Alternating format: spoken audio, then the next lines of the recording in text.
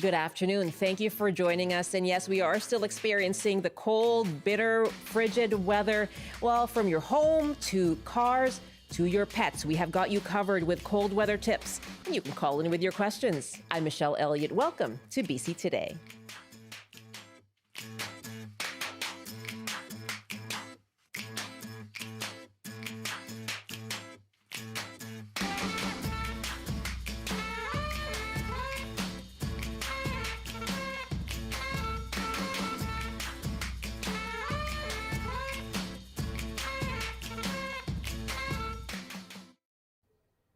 Thank you for joining us on CBC Radio 1 and live streaming on the CBC News app, on our website, cbc.ca/BC, and on the CBC Vancouver YouTube page. The sun hopefully didn't fool you this morning, because as soon as you stepped out the door, yes, you experienced the very cold air. That is thanks to the Arctic air mass sinking around the province right now. If you're up north, temperatures feeling as cold as minus 50 degrees with that wind chill. It's so cold that some ski resorts in the interior are closed for safety reasons. In Vancouver, it's minus 11 right now, but with the wind chill, it's been feeling more like minus 20. The city of Vancouver is opening 172 additional shelter beds for anyone who's unhoused. Also, 7 warming centers have been opened with snacks and hot drinks. Environment Canada has issued nearly 24 extreme cold warnings across BC, and saying frostbite and hypothermia can happen within minutes to exposed skin. So make sure to pack those gloves, those hats, if you need to be outside today. Well, as you heard probably about yesterday as well, the commute was quite a nightmare for some, taking a long time to get home as the snow hit Vancouver, Metro Vancouver, in the mid-afternoon. But commuters aren't the only ones experiencing issues with this sudden return to the cold weather. Furnaces and heat pumps have struggled. Pipes have burst over in these last few days, keeping repair people busy. Well, how are you doing? What questions do you have about protecting your home in cold weather? Have you been running into some problems yourself? You can call us 1-800-825-5950, 604-669-3733. On your cell phone, you can hit pound 690. You can also email bctoday@cbc.ca. My guest is Brent Watson, who's owner of Vision Plumbing, Heating and Cooling, and he joins us from Kelowna. Hello, Brent. Hi, Michelle. How are you? I am doing very well. How are you doing in Kelowna? Keeping warm? Trying our best to keep warm, you bet. Yes, that's all we can all do right now is try our best. What are the calls that you're dealing with? Your classic no heat calls, frozen pipes, people saying they don't have water in certain locations of their house, stuff like that. The classic ones that we ran into a couple years ago when it was this cold. Okay. And are these issues that you can deal with just over a phone call, or do you actually have to go out to them? Some of them, no heat calls, we definitely have to go out and address and see if it's something we can get going right away. When it comes to frozen pipes, they're a little bit different in nature on how we handle them. Some of those tips that we typically would give is obviously the area that you might not have. Where we hear the most issues is people say it's actually different areas of their home. One vanity will work, and in another bathroom, they won't have any water. So what we try to do is ask them first if they have a remote heater or a space heater, pardon me, that they can get into those places and start to get some heat in there.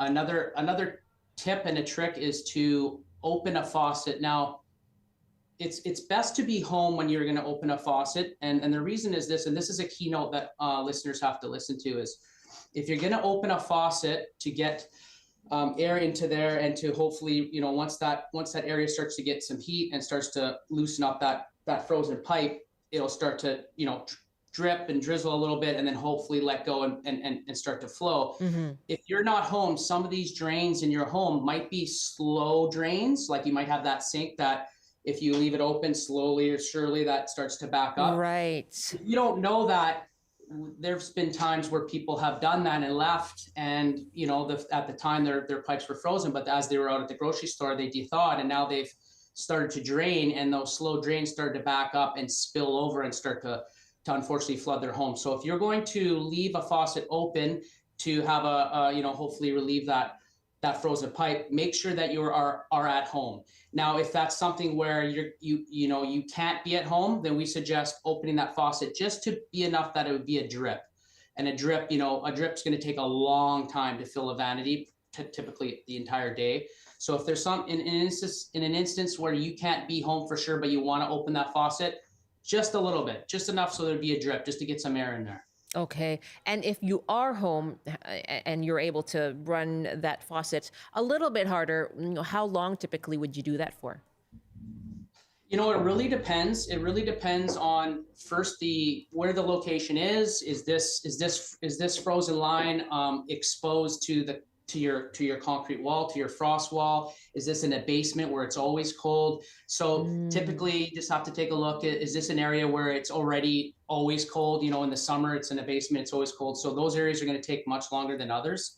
But we find sometimes, say it was a vanity that was completely frozen, even in a newer home, these could take days of heat applied to those areas if they're completely solidly frozen to finally start to let go. Now, a key thing to think about is what happens when we get a lot of emergency calls is when it starts to warm up. Because what happens is a lot of these pipes, especially if they're of the copper nature, they will freeze and then they will split because there's not much give in copper. Mm-hmm. And then you don't know it's actually split till it starts to warm up.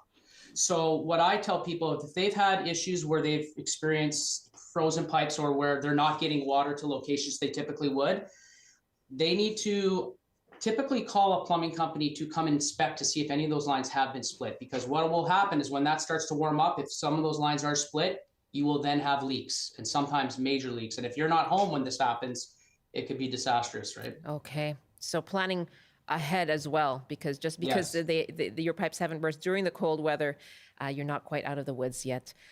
Brent Watson is my guest, owner of Vision Plumbing, Heating and Cooling, based in Kelowna, getting a lot of calls today, those kinds of cold weather calls, typical cold weather calls. I want to hear from you. You can join us on the open line and let us know what are the issues you're running with, what are your own tips, and what are your questions today. 1-800-825-5950, 604-669-3733.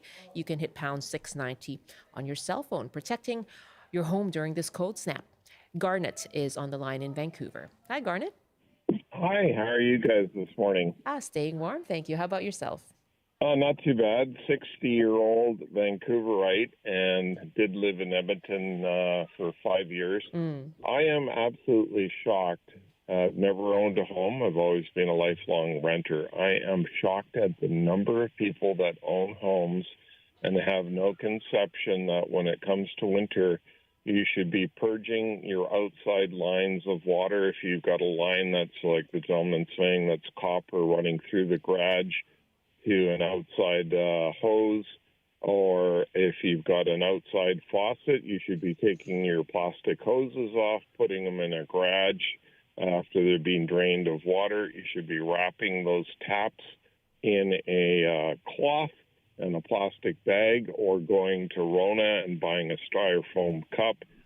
Yes, it does get below -5 in Vancouver, and why are you risking your crawl space copper line, like the gentleman says, freezing up with water in it and then thawing out and crack and flooding your crawl space or your garage? It astounds me the number of people that don't prep. Preparation, and then we find out we're not prepared at all.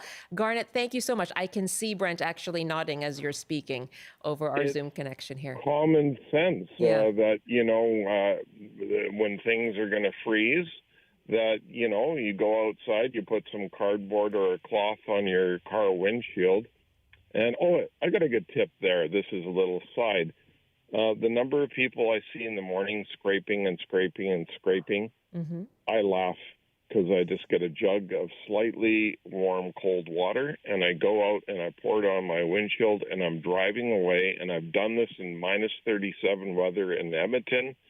And my theory is if I can drive my freezing cold vehicle into a car wash in Edmonton and go from freezing cold weather to hot water for a car wash. I've never had a problem with a windshield cracking from doing this. Just make sure it's cold. And the common sense approach is, make sure you don't have exterior faucets not protected. Not covered. And shut off the water flow to them if you can. Yeah, absolutely. Garnet, I'm getting some of that, the kind of Alberta little trash talk to BC there. I'll tell you, living in Edmonton in minus 37 weather, and they kept coming on the radio and saying it's going to be minus 50 with the wind chill. You'll lose your nose in a minute or your earlobes. Not true. Because it's such a dry, cold and powder in Edmonton that when it warmed up to minus 17 in the sun, you're outside in your jeans and a shirt, kicking a ball around and loving it as long as the sun was out. But minus 17 is nothing in Edmonton compared to minus 6 in Vancouver with the cold off the water. But it's a dry cold, right? That's what they always say. That's what it is. It's a complete difference in Vancouver. Oh, I would love to hear from people on freezing, that. Yeah. But minus 17 in Edmonton is nothing. Okay. Only when it gets up to minus 35, you start to feel it. Garnet, thank you so much for that. Yes, the reminder here, of course, is yes, do protect your skin because with the cold here, you are at risk for hypothermia and frostbite. Your thoughts on that, Brent? So he's saying protect your taps outside, disconnect the hose. I'll ask, we have a mechanic coming up in our next half hour, so we can ask about the car there, windows. But your thoughts on that? Yeah, Garnet made some great points there. He's clearly run into these issues before. To touch on those hose bips. So contrary to what people think, some people post 1990, basically by plumbing code, your outside faucets need to be what is called frost-free. And what those are, and this is where if people are in question of, do I have frost-free? Do I not have frost-free? This is what you want to look for. Go outside and look for your outside faucets. And on top of the faucet, it'll look like a little circle, and it's called an aerator.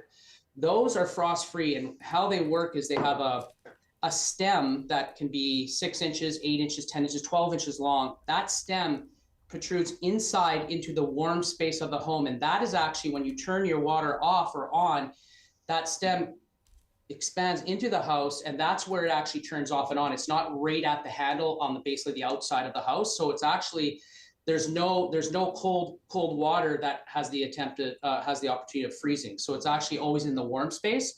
So if you have those, you should be fine. I mean, he did make key points of not having hoses attached. You should have your hoses unattached and probably stored for winter. But when you have a frost-free hose bib, you shouldn't have any worry or stress that your outside faucets will freeze, because they shouldn't. If they were installed correctly by code by a licensed professional plumber in the right practice, that you should not have any worry. Where you should be worried is if you go outside and you do not see that round circle on the top of your outside faucet, if it just looks like a handle, those are not frost-free and they are not protected, and they are subject to freezing, to be honest. Okay, people running out right now to take a look. Thank you. Really good advice. Dave is on the line from Surrey now. Hi, Dave. Oh, hello. I don't have that frost-free kind of thing because my house is 50 years old. But I think the point where you really got to pay attention is where the water comes in, from the city line. And because here they don't bury the water pipes coming in too deep, unlike, say, Prince George, where I also lived, they're much deeper, okay? So here, if your pipe is going to freeze, most likely it'll freeze at the entry point, and like somebody said, they come into the cellar, generally mine too. The other pipes and faucets in the house, they're in the walls. They're slightly protected, there's some heat there, okay? Okay. But what I do is this opening the water. For the first time ever, I try the drip one in my laundry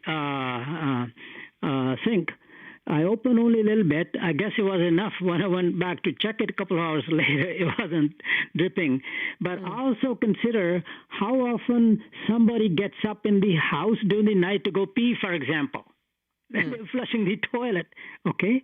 So that brings in new water into the line where it enters the house, okay? So it's not going to water that's just about going to freeze and forming crystals over there. Okay. So keep the water moving that way, and maybe, well, not maybe, I'll open the laundry tap, Other run ways. it maybe 5 seconds or something. Other ways to keep that water flowing. Dave, thank you very much. Right, that's the key. Keep the water flowing. Don't let it start freezing, crystals forming. That's the headline, right? Don't let it start freezing. Dave, thank you very much. Really good to hear from you. Janice is up next in Burnaby. Do you have a question for Brent? Janice? Yes, hi. I live in an older apartment building. It was built in the 70s. I have an inside dial to turn it off, but it appears broken. So I've wrapped my pipe on the inside. I put some cloth on the inside, but I'm concerned that it could freeze. Okay, so you tried to turn off your garden hose from the inside, but does it look broken? And it just starts leaking from the inside. No matter, and so yeah. On the hose or the tap? On the tap. So when I tried to turn it off on the inside, it leaks. It appeared to be last night still water coming out of the tap. I've turned it off, but I can't shut down and drain it. Brent, have you run into that before? Yeah, I have run into that. That is, so if I could give some advice to homeowners, if you haven't experienced a water loss before, you don't want to. Whenever you have an issue where a faucet won't shut off and something's leaking, that's definitely the time to call a professional, because water you don't need a lot of water to do a lot of damage and to have an insurance claim. And that's what you want to avoid right now, especially in times like this where it's really busy and companies are really busy. If you have any concern that something's not right, reach out to a professional right away and have them come give their advice to you and see if they can get that faucet from being either unfrozen or to stop dripping. Okay, Janice, sounds like you do have to make a phone call there. We had an email from someone, or someone called in saying, if you live in a certain strata, there may be rules against space heaters. Your advice on ways people can heat their homes properly and safely. Yeah, so definitely reach out to your strata manager and ask them if putting a space heater in those areas or somewhere in your home, especially if you're in an older condo that just has never kept up when it gets to the -10 mark down on the coast or -25 up here in Kelowna. That's something to definitely ask for. Rules that you need to follow. You need to have permission through the strata to do certain things. When it comes to households, it's your home. You can kind of do whatever you want. Just like in the summer when people go to Costco or Home Depot and they load up on these portable ACs because they know at times if they don't have AC or there's those rooms that never get cool enough. Right. Do the same thing in the winter, right? Load up on those heaters. To be honest, like we stockpile tons of heaters at our shop for those very reasons, because there's times where there's not much we can do. If there's frozen pipes, all we can do as a service provider is get some heat into those areas and have those areas monitored till the temperature starts to drop and we can start unfreezing those lines. So if you want to save some money and not have to call a professional, be prepared for these winters. We don't see it often, but we do get those 2 weeks, 3 weeks out of the year where up in Kelowna it gets to unfortunately -22 today. Be ready for those. So have those heaters ready for yourself and put up in your storage areas and start bringing them out and have those, a little trick like having that faucet open and test those. So before we get into this madness, before the cold snaps come, test, a good thing to do regardless is make sure you don't have any blockages and drains. Run your faucets in your vanities and in your showers for 10 minutes and see if you have any backups. If you do, within those 10 to 15 minutes, you'll start to see the water start to, creep back up into the vanity, into the basin. That's telling you have a blockage somewhere down that line. After 15 minutes of running a faucet, you shouldn't have any blockages. So then you're ready in the winter to crack some of those faucets open just to, and I'm not talking about indefinitely for the winter, but those cold snaps of -10, -15 in Vancouver that you might get for that 1 week, have those faucets just open, have them drip them for, have them running consistently on a drip, and that will avoid, as long as there's flow, there shouldn't, the lines should not freeze. Should not freeze up. Brent, invaluable to speak with you today. Thank you so much. I'll let you get back to all the busy phone lines at your office. You're very welcome. Take care. Stay warm. You too. Bye-bye. Brent Watson, owner of Vision Plumbing, Heating and Cooling. In Kelowna, where he says it feels like -20, we're going to go to Prince George now, where it's -31 degrees. And we're asking the question, how well are electric vehicles doing in these temperatures? That's a question Prince George EV owner Mark Vejvoda gets all the time. So he has actually taken his Tesla for a test drive along a 210-kilometer route from Prince George to McBride. Hi, Mark. I am well. So you decided to take your car out in this cold snap to McBride. Why did you decide to do that?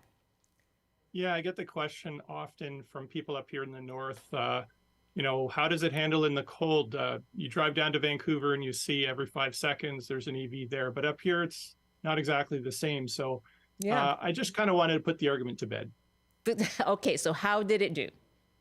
So it did even better than I thought it would. I had 100% charge. I have a long-range 2020 Tesla Model 3. I drove to McBride. It was 220 kilometers, and I arrived with about 25% charge left over. So I think the Tesla trip planner said I probably would arrive between 5 and 10, so it went well. It went well. And so how would you compare the trip versus in warm weather then? Yeah, so I've done the same trip in May of this year. And in these cold temperatures, these extreme cold, like today, you're going to lose 40 to 50% of your range.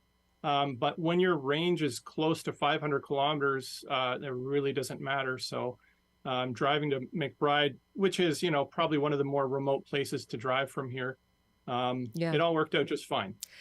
So did you, any stops at a charging station? No stops. That was just one way. Yeah, and I kind of took a risk because there is a rest area in between, but unfortunately this week there's emergency work that BC Hydro is performing in the area, so those chargers also happen to be off. Okay, but that's what people say as well, right? Just to have the confidence that they can make that long trip, does BC need to ramp up that infrastructure? Absolutely, and that's actually a really good point. When I arrived in McBride, there were 2 chargers there. One of them wasn't working. And so I had to wait for about 10 minutes for someone who's charging it on the other one. But across the road at the Petro-Canada, there are Tesla superchargers under construction. So that would actually change a lot of things because I think there's 8 charging stations there and they're 5 times faster. Okay. Any tips for other electric vehicle users in the North, Mark, for dealing with this weather and traveling? Absolutely. So first of all, ABC is the mantra that everyone says, always be charging.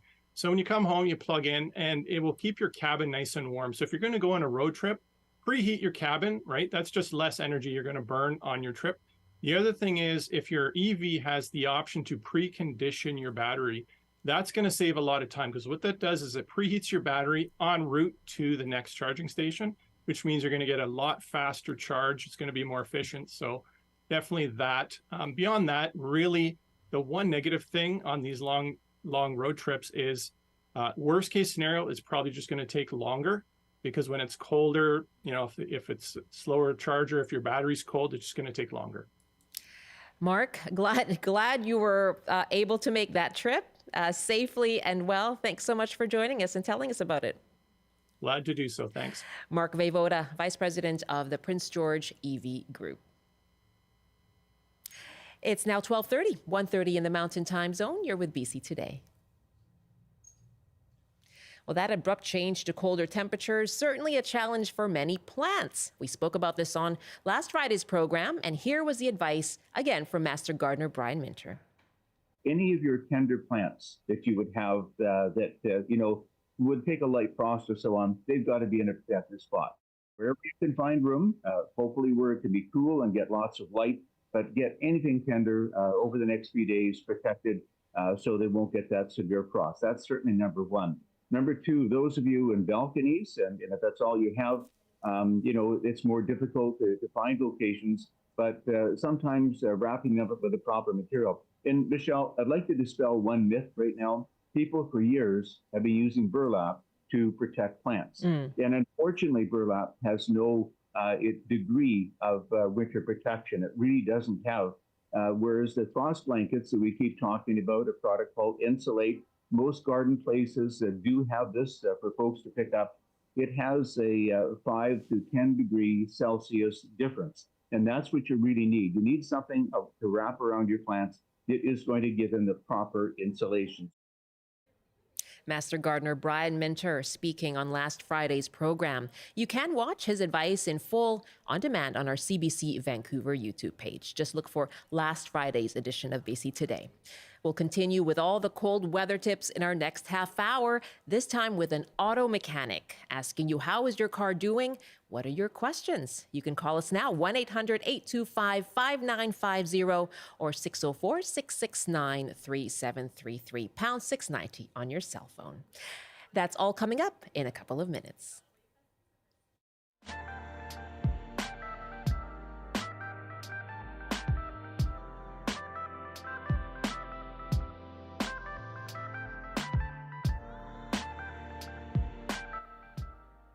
We will have a mechanic taking your questions coming up in our next half hour. Also, pet questions to a veterinarian joining us later on in the half hour as well. Right now, it's time for your CBC News Update, and here's Zara Premji. Good afternoon. Prime Minister Justin Trudeau says Canada does not support the premise of South Africa's case at the International Court of Justice. It accuses Israel of genocide against Palestinians in Gaza and demands a stop to fighting there. Trudeau says they will continue to monitor the case closely. And the Ministry of Transportation and Infrastructure says it has identified the company responsible for hitting the roof of the Massey Tunnel Wednesday evening. TSD Holdings has been served an immediate suspension, and all 20 vehicles in their fleet have been grounded. A witness driving behind the truck reported the incident to Richmond RCMP and shared dash cam footage. As part of a suite of new enforcement tools to mitigate these types of incidents, the ministry says companies' fleets will remain grounded until their investigation is complete. And now, of course, everyone's waiting for, the BC forecast. Extreme cold and Arctic outflow warnings continue over most of the province, with temperatures as low as -40 in some areas. The frigid weather is expected to continue into Sunday. Highs around -32 with some sunshine today in the Peace, dipping down to -38 and clear overnight. On the north coast, sunny today with strong winds and a high of -9. In the central interior, sunny with a high of -28. Highs from -25 to -14 with a mix of sun and cloud in the Kootenays. In the southern interior, a balmy -18. And from Metro Vancouver, Greater Victoria and the Fraser Valley, mainly sunny today with highs around -10. And that's your CBC News from Vancouver. Highs around -10. That seems like a paradox. It really does. Although it is, I think you know me well enough to know it's my favorite temperature. Yes, exactly. There's Zara just dancing out in the streets. Thriving. Yeah, with your scarf. I know, it's layers, right? Sweater, under a cardigan, under another sweater, and your coat and a scarf. You want a hot tip from someone living in Winnipeg in -50 for 2 years? Double your socks, but make sure it's a thin dress sock first and then a thick sock so your feet don't get sweaty and cold and you don't get frostbite on those toes. That is a hot tip. Hot tip, which we need right now. We'll take all the warm tips. You're right. I usually wear tights and then a pair of socks underneath, and then those fuzzy boots. Oh, you know it. Make sure they're nice and warm and a good grip. Yes, exactly. And then a warm drink. And yes, that too. I'll be waiting for my hot chocolate when you're off the air. Yeah. See, we love the out-of-province advice, or even the northern advice, right? We had someone calling in from who had lived in Edmonton earlier. Yes. You are having lived in, you've lived in Edmonton as well. Yeah, CBC Edmonton. Yeah, I was there for a year and it was wonderful. Very cold. Now our cold weather correspondent, Zara Premji. Yes. Yeah. Zara, thank you very much. Nice to have you back. Thank you. Zara Premji in the CBC Vancouver newsroom. Welcome back, and thank you for joining us here on BC Today. We are live around the province on CBC Radio 1, live streaming as well on the CBC News app. You can watch us on our website, cbc.ca/BC, or you can join us live streaming on YouTube. You can find us by searching CBC Vancouver.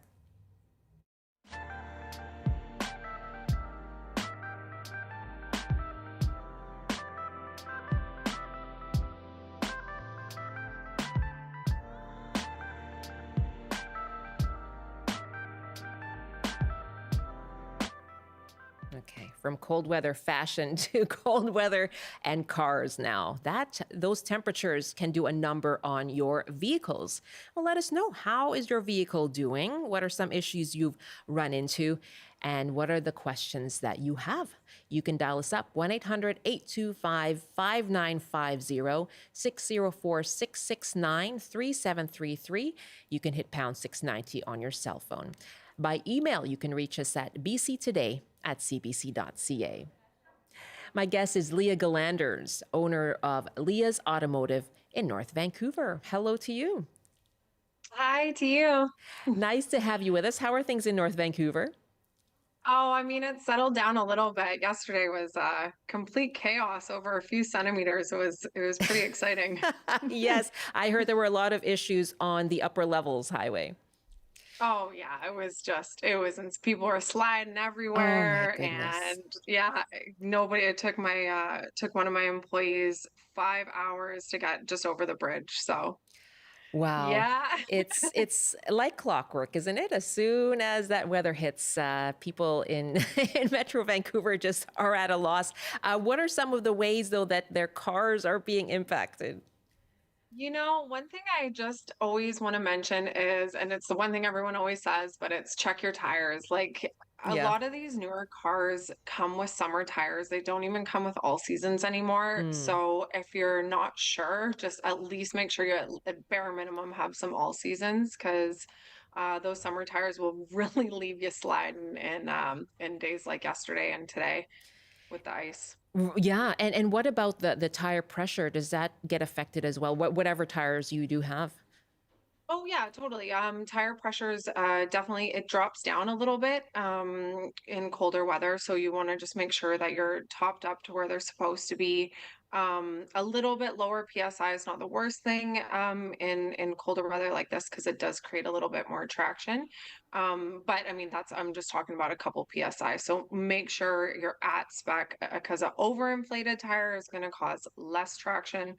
So definitely make sure that you're on spec to what your door jam says. It's usually in there.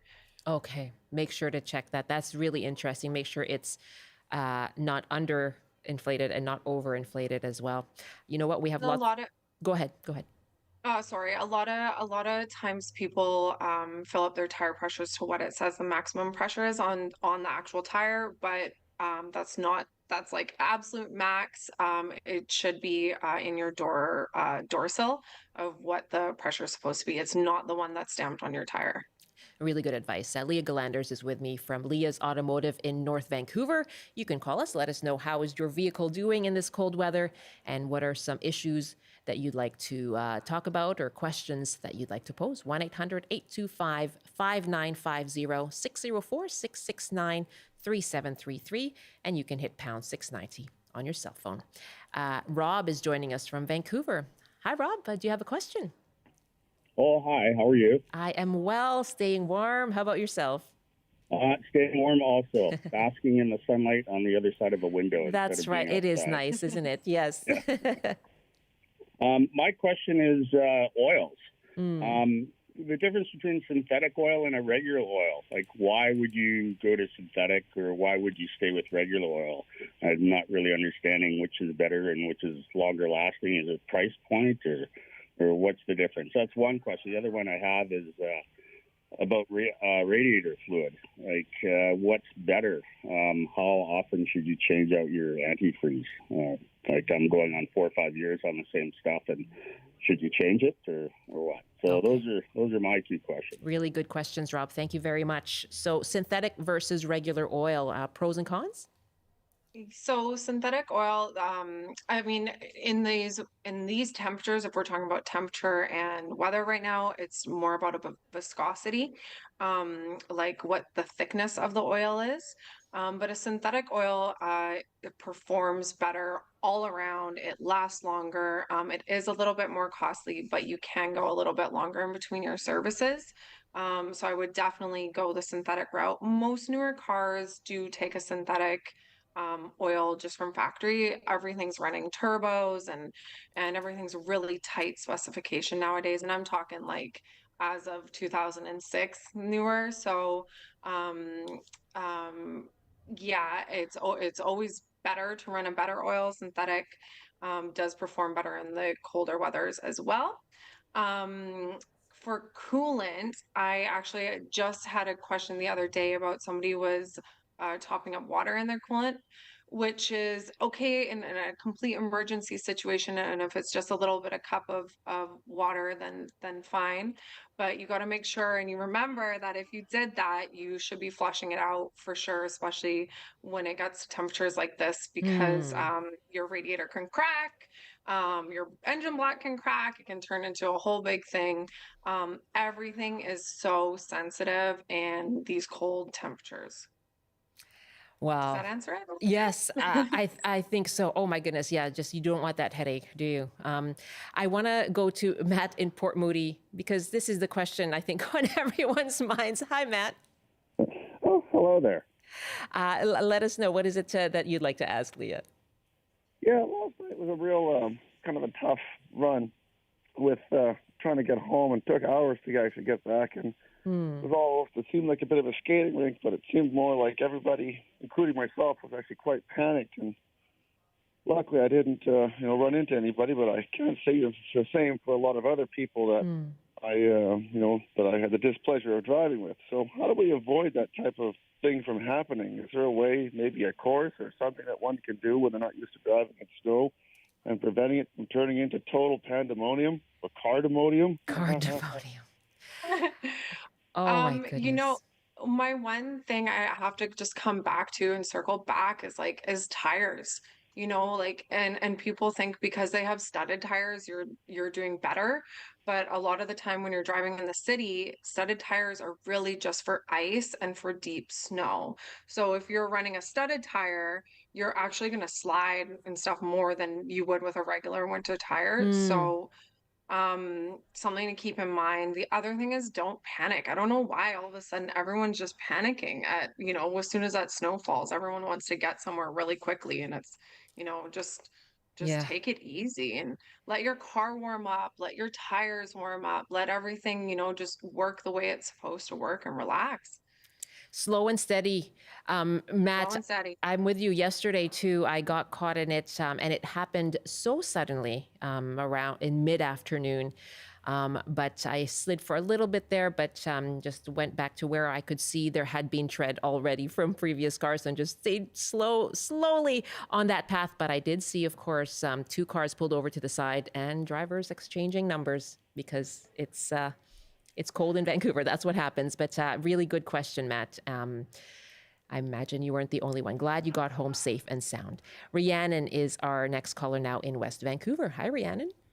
Hi, how are you guys? Doing well. Do you have a question or a comment? I want to comment and say I love Leah and all that she does in the automotive industry. And I was going to ask about tires and, of course, the importance of them. But did you have a favorite brand or brand you'd recommend to people for snow tires? I personally really like a directional snow tire. They just really help, especially in these, because we get a lot of slush and we get a lot of rain. It really helps channel it and focus it out, better than a non-directional snow tire. The other thing I just would like to mention about that is name brand tires versus non-name brands. Obviously, if you're gonna go non-name brand, that's totally fine to just get those snow tires on there. But if the budget allows a little bit, just keep in mind a name brand or a better quality snow tire is gonna last you a little bit longer generally than a no name brand quote tire. Okay. Awesome. All right. Rhiannon, thank you very much for the call. Thank you. Bye. From the North Shore. Thank you. And I want to circle back to a comment that we got from a caller in our last half hour. He had lived in Edmonton and said that whenever he sees people scraping their windows in the early morning, he sort of scoffs because why not just go in, get some sort of warm, cold water and pour that over. And he said living in Edmonton never experienced any cracks from doing that. What is the safest way to thaw out those windows in the early morning? Warm up your car, get it turned on, get the heat going, get that oil warmed up, get that coolant flowing, get everything working, get your battery charged up. I mean, I think you guys were just talking about batteries on the last segment there, but batteries are like they are about 35% less charge when it's cold. So I mean, if your battery is already low on charge, you gotta get it all warmed up.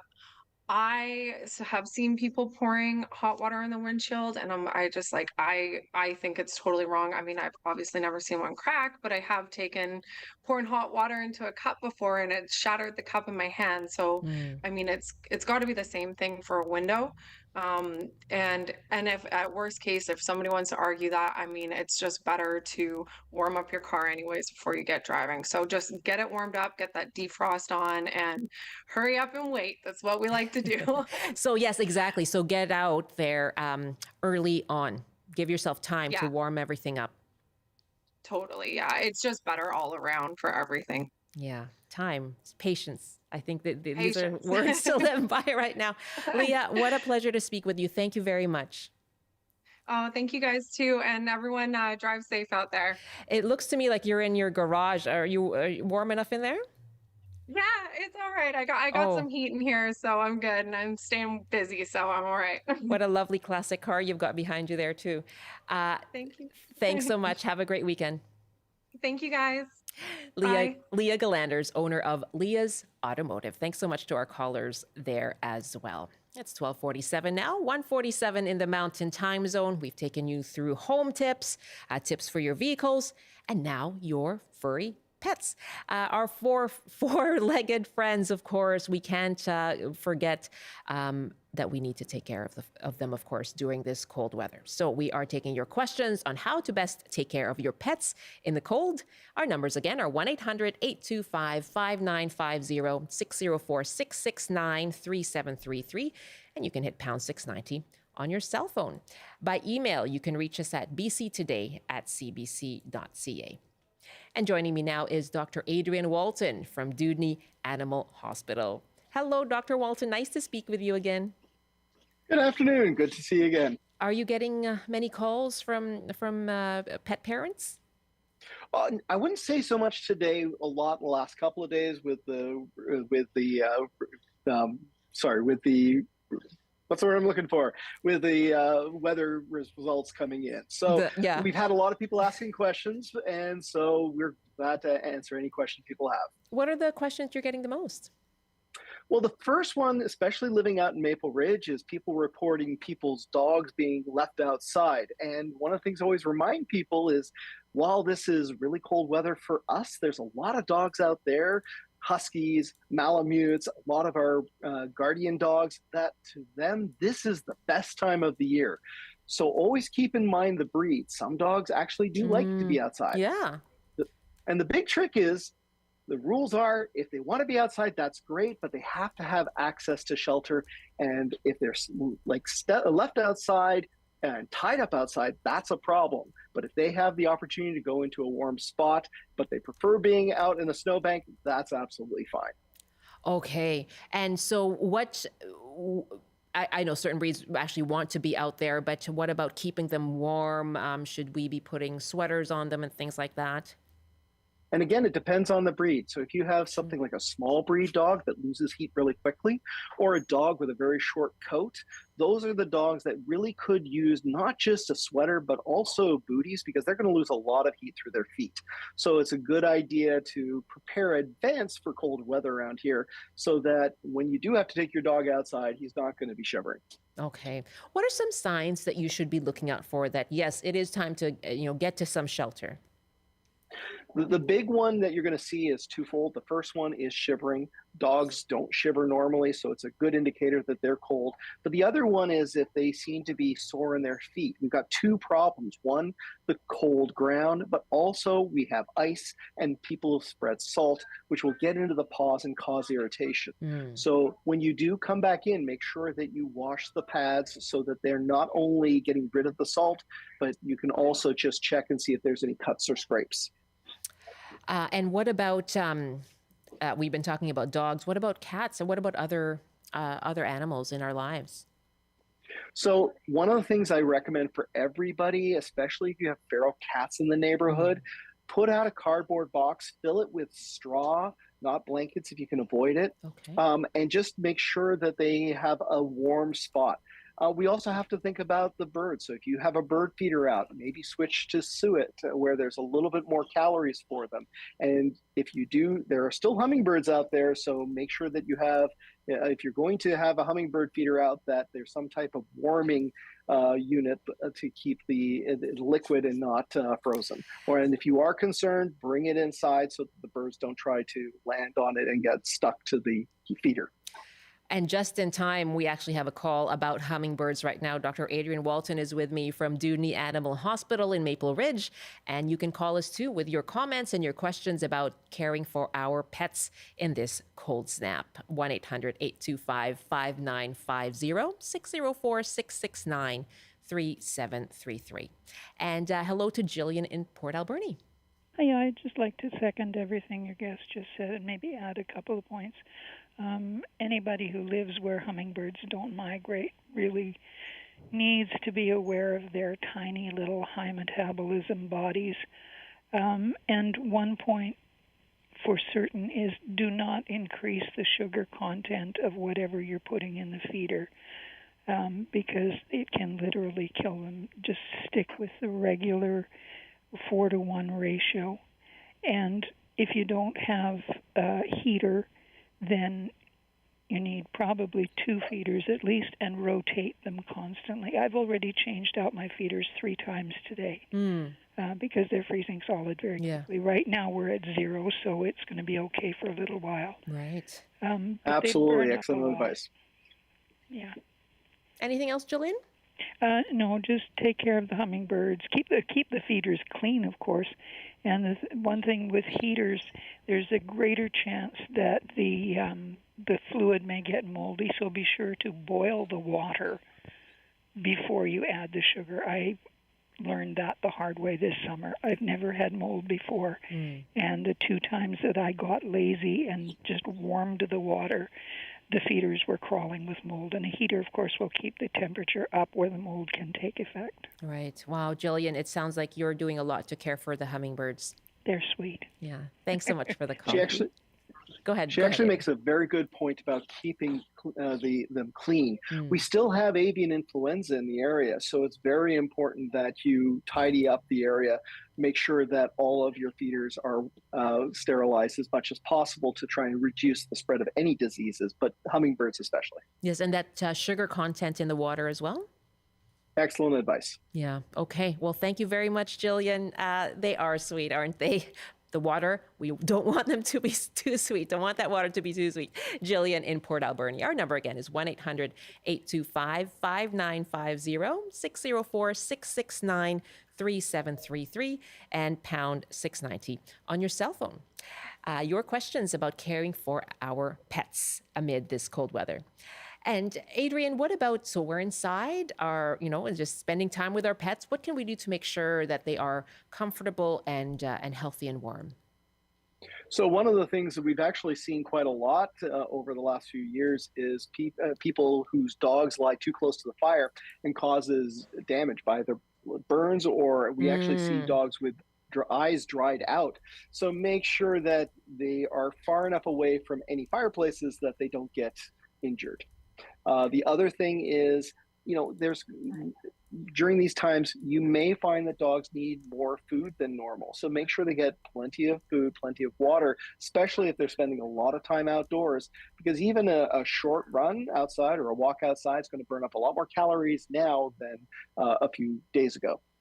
Wow, that's really good advice. And should we look to reduce the amount of physical activity that our pets should be having then, if that's the case? Well, I think while the weather is quite cold right now, I think you have to judge it on the individual animal. So, Yeah. for instance, I have a miniature pincer who, honestly, even though he has no coat, he needs to be outside to burn off energy. Otherwise, he just becomes a basket case inside.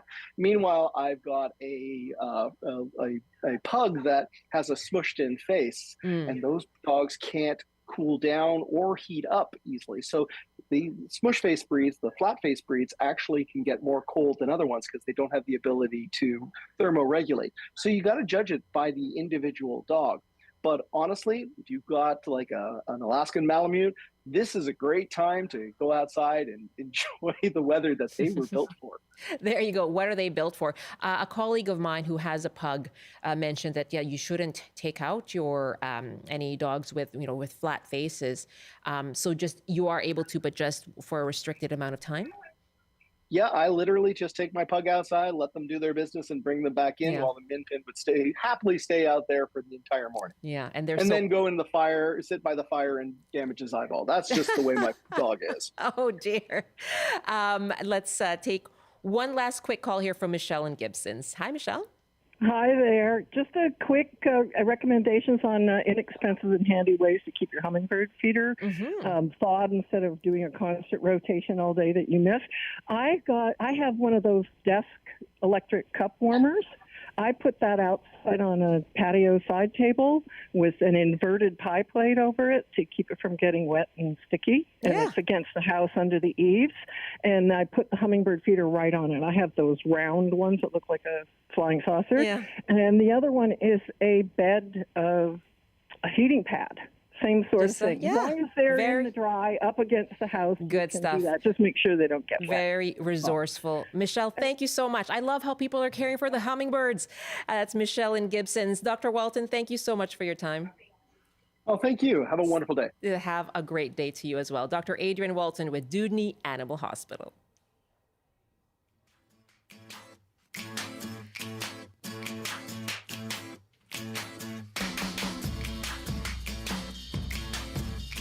And yes, those temperatures right now around BC, minus 33 in Fort St. John, minus 8 over on the island in Victoria, minus 9 in Vancouver, minus 23 in Kamloops, and minus 21 in Kelowna. Surely a cold weekend ahead. I do stay warm. Thanks so much for joining us. Thanks to our team here on the program as well. Alan Regan, Melody Jacobson, George Baker, Greg Kisser, and Mark Fairfield. I'm Michelle Eliot. Have a nice weekend. Stay warm. We'll talk.